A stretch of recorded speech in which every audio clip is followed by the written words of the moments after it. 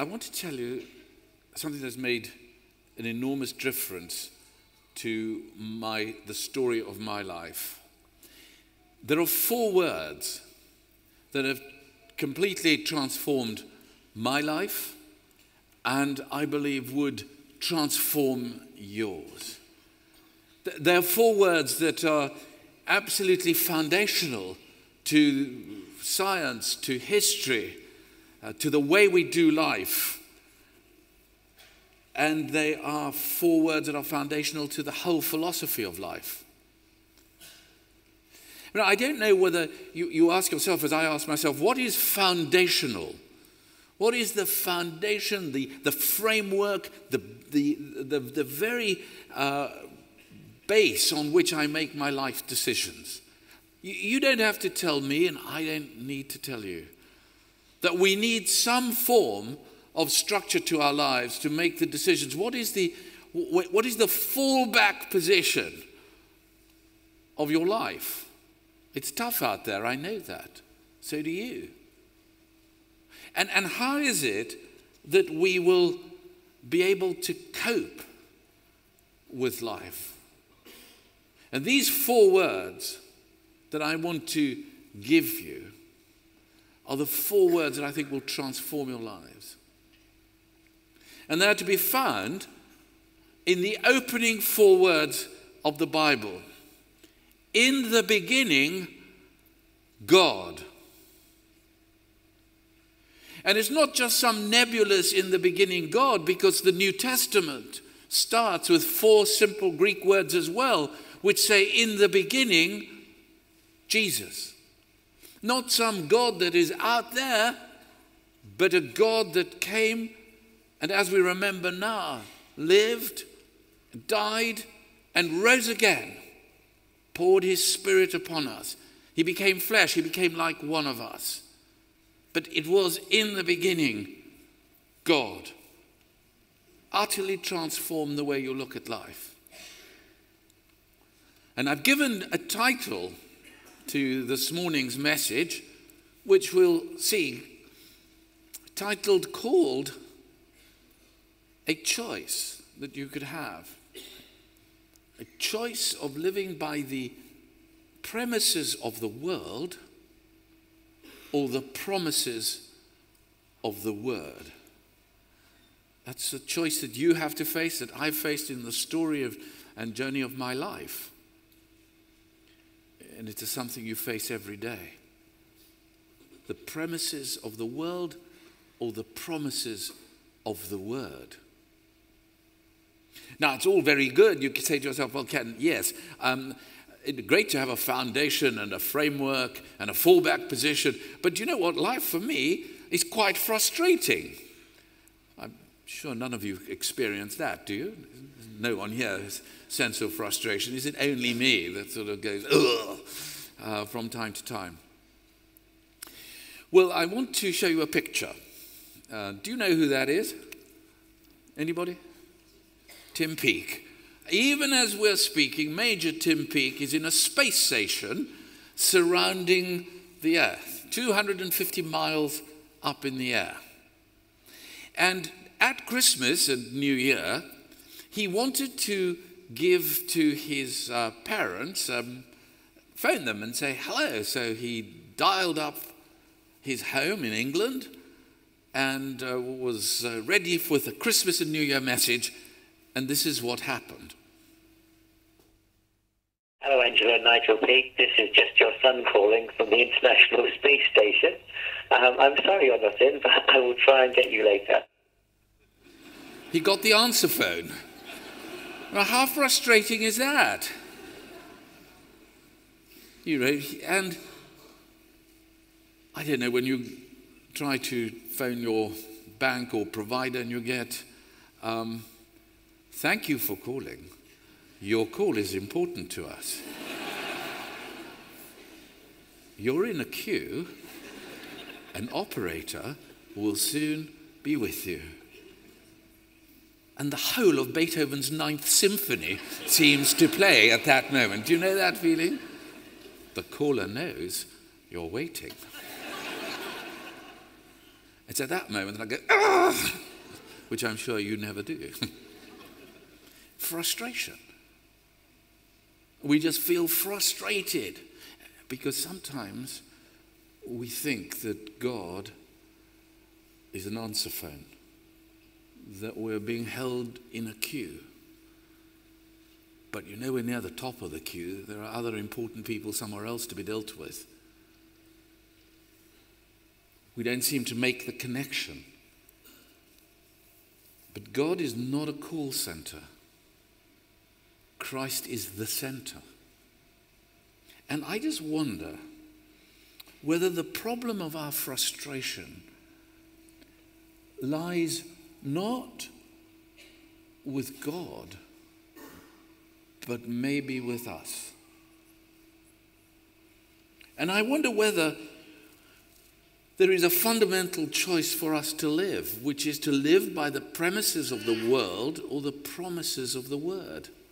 Now, premises are the things on which you base judgments. Promises are absolutely certain. There's a promise in the £20 note by the cashier of the Bank of England I promise to pay the bearer. That's anyone who has this piece of paper, £20. Nothing can break that promise. And the Bible teaches us that heaven and earth will pass away, but the word of God will stay there. And if we read Paul's great letter to Timothy, his instructions to Timothy, he talks about all scripture is God-breathed. Isn't that a wonderful word? It is a word that scripture is alive. It's not some dead piece of paper. It's God-breathed. It's living. And it's useful. In other words, it's not some academic treatise. It's useful for teaching, rebuking, correcting, training in righteousness. Why? So that the servant of God may be thoroughly equipped for every good work. It's meant for our equipment. But the source of our frustration is that we want to live by the wisdom of the world rather than the word of God. Now, what is the world? You will say, well, you keep talking about this world and, what is it? Well, let me make it really simple. The world is articulated by your television chat show host, by the commentator in the media, by somebody who wants to reflect, what sensible people are thinking on any topic at any given moment. And these become the premises on which we operate. Let me just give you a few. Make it easy. I'm going to give them to you with 2 G's. I know it's an old technology, but just remember the 2 G's as we go through it. Yep. First, God is gone. God is gone. To be honest, the world will run itself. There is a scientific way of running the world. There is a new tech coming. AI is on its way. We're going to be able to run ourselves. God is gone. You don't need him. He's been painted out of the picture. And it's so interesting to me that, many years ago when we first started with the iPod, the iPlayer, the eye was the important piece that we were looking at. I had my iPad. But that has given way quite recently, I don't know if you've noticed this, to something much more cuddly, a little warmer, and it's the possessive pronoun. It is my M&S. It is my Virgin Media. It is my Apple. It's perfectly tailored for my needs. I become the center of all that happens. In the beginning, me. That is the premise of the world. The promise of God is in the beginning, God. In the beginning, God. We can just see it in this picture. Again, in the beginning, God.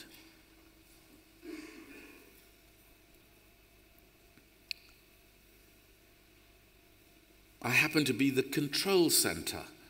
There's no space for faith at work. Space is something to be worked at. God is gone. The second is the grass is greener. 2 G's to remember. The grass is greener.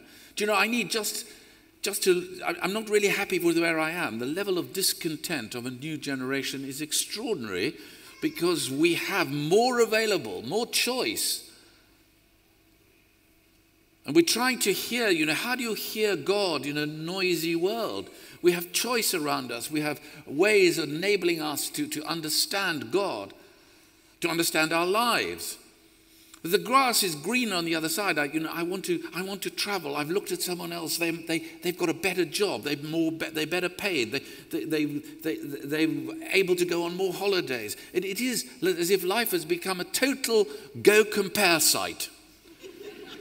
Do you feel that sometimes you're always wanting to make a comparison with someone else? Greed is good. A little bit of greed doesn't do no harm. It's a good incentive, keeps the economy going, flows through the market economy. We need a bit of greed, don't we? This is what, and the world will tell you that it must be right. It's because the premise of the world is that what is good for me is good. Because I happen to be the center of it. What's good for me is good. And it's so interesting to me. Do you notice one other thing? The growth in my gifting. I buy a present for myself because I deserve it. And I've done quite well. Might have got a little extra pay or squeezed a bit of costs out of the rental cost of the flat for the month. I can buy it. I deserve it. And me gifting becomes something, it's just another way of putting me into the center of where the life is. Grab what you can get. Grab what you can get. So the whispers go, God is gone, the grass is greener, greed is good. Grab what you can get. Now, this is not a new issue. In Mark's gospel, Jesus, we hear the story of James and John coming to Jesus and saying to him, you know what, this kingdom that you're talking about, while we're still around and while we've got good relations with you, whilst we're sort of on the inside, can we just settle one thing? I'd like to be on your left and I'd like to be on your right. Is that okay by you? Cool by that, this new kingdom?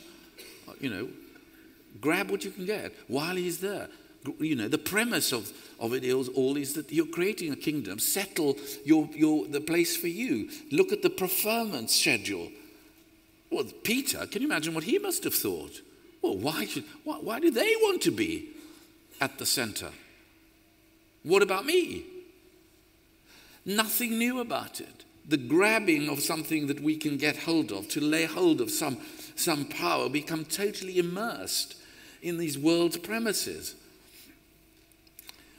And we need to say to ourselves, no, this is not going to make you happy. These premises are not going to make you happy, because the fundamental premise of the world is find fulfillment in yourself. And the fundamental promise of the word is that Jesus Christ will fulfill all your needs. Well, which is it going to be? But you say to me, yes, Carol, that's all good.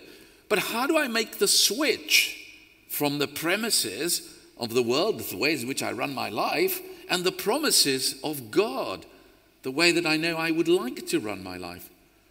Now, the switch is really important. And the fact of the matter is, you cannot squeeze God, you can't squeeze him into an already crowded schedule that you have created.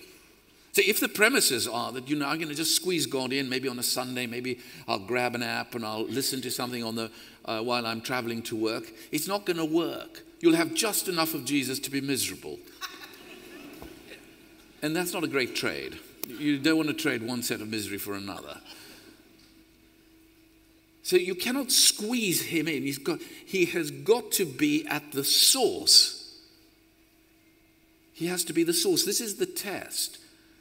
of whether in fact you're living by the premises of God or the promises of the word is that the source is either something created by yourself or by the world or by the people around you, about the expectations of others, or it is created by God. But the words that will change your life will be in the beginning God. The source of everything, all science, all history, all philosophy, all ways of life will be because in the beginning was God. But we want a quick fix. You know, all of us are like that. I want to get through to God when I want to get through to God. But actually God runs by God's rules. But the most amazing of all his rules is the relationship that he loves us. He's perfectly well aware that we're speaking, that we're asking him. So we need to come back, not in the beginning me, but in the beginning God. And the promises, the Bible is filled with promises. There are so many promises in the Bible. And if you don't have one right to hand at this moment, then I suggest you to remember 365promises.com. 365promises.com. There is a promise for every day of the year. I don't think they quite worked out that we're in a leap year, but don't worry. And today's promise is Promise 79, day 79, thousands may fall around you, but you will not be harmed. A great promise for today. There are promises everywhere. The Bible says that God has made his yes in Christ. It is God who makes you stand and stand firm in Christ. But I don't want us to junk the world because Jesus didn't junk the world. I'm not saying to you to go emigrate out of this world because it's horrible and it's nasty. Don't forget that Jesus loved the world. Jesus made the world. Jesus died for the world. He died for the people in the world. This is what we remember when it comes to Easter. He came not to condemn the world. Now I know that John says, do not love the world or anything in the world. In 1 John, but in John's greatest verse of the New Testament, for God so loved the world. What is the difference? The difference is where the source is Jesus Christ, the source is good. And we live by those promises. Where the source is something else, it is not him. And those premises will exhaust you. You will be just running along. It will be as if you're wanting to run a race and you're tied in the blocks and you cannot run forward. The second is you can't squeeze him into you need to get to the source. And then we need the Spirit of God. Paul, writing to the Corinthians, says this. What we have received, 1 Corinthians 2 verse 12. What we have received is not the spirit of the world, but the Spirit who is from God, so that we may understand what God has freely given us. We haven't received the spirit of the world, we have received the Spirit of God to understand what he has freely given us. And he has freely given us his life. Now the interesting thing is this, those disciples that we had talked about, James and John, they were hanging out with Jesus. They walked with him, they talked with him, they listened to him, they spoke to him. But the Spirit of God was not within them. So they could still live with them as if the premises were the ways to live. Do you know that the last question, the last thing they ask of Jesus before Jesus ascends to heaven is, will you be at this time restoring the kingdom to Israel? In other words, is there going to be a temporal power that's going to chase the Romans out, going to deal with the religious establishment? To the last, they had not understood the basic teaching of Jesus. Why? Because the Spirit of God had not yet come within him. You can be around Jesus, but unless the Spirit of God is in you, you will not be able to tell what the premises of the world are or what the promises of the word are. And let me tell you this. Wherever there is a promise, there is the power to fulfill the promise. He doesn't just give you a promise. Many people I know will be listening to me and say, well, yeah, I was promised a job. I was promised to get married. I was promised a relationship. I was promised a house, but it came to nothing. I understand. But the premises of that are not the base of our lives. The promises are that God is the underwriter. He's the one that is the person that will ensure that the promises are themselves fulfilled, because the Spirit of God lives within you. Unless he lives within you, unless you ask for the Spirit of God to come and live within you, you cannot see the Spirit of Jesus saying yes to the Word of God. And then the only other way we can come is we come as a servant. Again, in the same chapter in Mark chapter 10, we see that they're vying, to see who will be first in the kingdom. They're trying to grab onto something, and Jesus says, no, you've got it wrong. Even I, the Son of Man, has come not to be served, but to serve, and to give his life as a ransom for many. The only way to understand and to switch from premises to promises is also to understand the need, as Jesus did, to be a servant. And the promises of God are for all seasons. We read this amazing promise when Peter writes. He says, his divine power has given us everything we need for a godly life.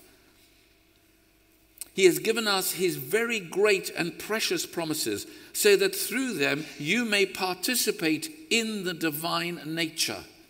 He's given you promises to participate in the divine nature. What an amazing promise. That we share through the Spirit of the living God in the Godhead, in Jesus' creation. We're created by God. We share that. Do you wake up in the morning and say, I share with you, I participate? And those promises are whatever we ask. And John writes, and whatever we ask we receive from him, because we keep his commandments and do what pleases him. The promises are whenever we call on him. In Deuteronomy chapter 4, for what great nation is there that has a God so near to it as the Lord our God is to us, that whenever we call on him, whatever, whenever, wherever, Joshua, opening chapter of Joshua, have I not commanded you, be strong and courageous. Do not be frightened. Do not be dismayed, for the Lord your God is with you wherever you go. And forever. John writes in his letter, the world and its desires will pass away, but whoever does the will of God lives forever. The promises are whatever, whenever, wherever, forever. The world will pass away. Do you know the premises of the world will peter out? The promises of the word will power up your life. That's the choice that we're facing today. The premises are not promises. They're made by humans. Let me give you an example. We're talking a lot about elections at the moment. But let's go back to an election that was held, the presidential election in 1948, and the editor of the Chicago newspaper, the Chicago Daily Tribune, on November the 3rd, having read the polls, having taken as many of the premises that he could gather together, he decided to tell the people who the winner of the presidential race was. And he decided that Thomas Dewey was so far ahead of everybody else that the people of Chicago woke up that morning and saw the headline in the Daily Tribune, Dewey defeats Truman. And you see that picture, and who is holding it? Harry Truman. Because he won the presidential election by a landslide. The premises were wrong. It looked as if someone else would have won. It looked as if Jesus had died on a cross. But the premise was wrong. He rose again. The word of God empowered to bring him to life by the Spirit of God. The premises are not always right, but the promises always are. John writes Peace I leave with you. My peace I give you. I do not give as the world gives. Don't let your hearts be troubled, and do not be afraid. My peace. Do you see the use of the possessive pronoun differently here? It's not my apple, but my peace. And the my there is Jesus himself. My peace I give you. The world can give you pleasure, yes. It can give you fun, it can give you finance, but it can't give you peace. The premises of the world do not entail peace. The promises of the word bring the peace of God. And I love this more than anything else. You see, in this peace here, Jesus says, I do not give as the world gives. I have different ways. I look not at the acts of people, but on the attitudes of the heart. I look at generosity, not on greed. I look and see very differently from the way the world would look. I don't give you what the world gives you. I don't give you a temporary fix. I don't merely respond every time you say, I want to dial up God. I am not Google, I am God. But I am connected. I love you. I am with you. I stay with you. The world cannot give you those premises. They can't live it out. They can't deliver it, but God can. And Jesus says, I don't give you as the world gives you. The world can offer you a lot, but peace it cannot offer you. It doesn't have the peace to offer to you. The premises of God are the ones that will sustain you. So while you're thinking about it now, you may say to yourself, I've come a long way along a route. I've followed all these premises of life, premises of the world, and it's got me nowhere. I'm exhausted. I can't go on. Stop. Rewind. Reset.